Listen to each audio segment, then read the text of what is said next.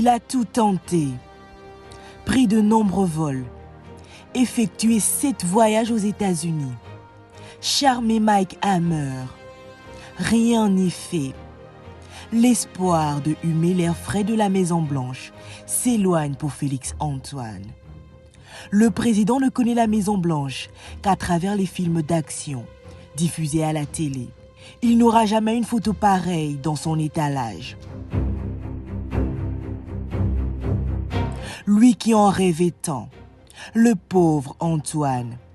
On ne peut prétendre être l'allié privilégié des Américains et ne pas être reçu à la Maison-Blanche. Aux yeux des Américains, Félix Antoine, sur le plan diplomatique et géostratégique, n'est pas un interlocuteur privilégié. Pourquoi? Regardez-vous avec ces raisons. Premièrement, son irresponsabilité. Rappelez-vous de l'affaire de rétrocommission. Il a soutenu tout haut l'illégalité et nié le détournement devant la presse internationale. La bêtise. Pourquoi Caméré se retrouve en prison? Il dit au peuple de se faire vacciner, puis passe à la télé, affirme qu'il n'aime pas ce vaccin. Et l'argent d'autrui, qu'en a-t-il fait? Deuxièmement, le manque de leadership et la mauvaise gouvernance.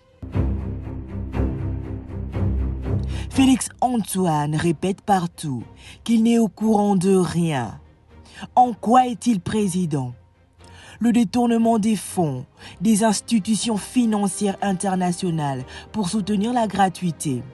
Résultat, la Banque mondiale, très fâchée, met fin à ses aides financières. L'état d'urgence, une vision creuse, ni planning d'action sur le terrain, aucune arme achetée. Des militaires au front sont à 20 mois d'arriérés de leur solde. Troisièmement, l'immoralité. Sa passion pour les femmes est connue du monde entier. Le scandale sexuel de Gisèle Pilla a sonné le glas d'un président vomi par la planète.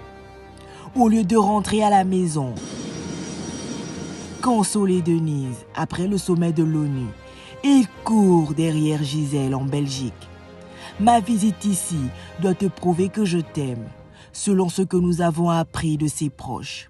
Pour la Maison-Blanche, c'est terminé. Il ne la verra jamais. Les Américains tiennent à leurs valeurs.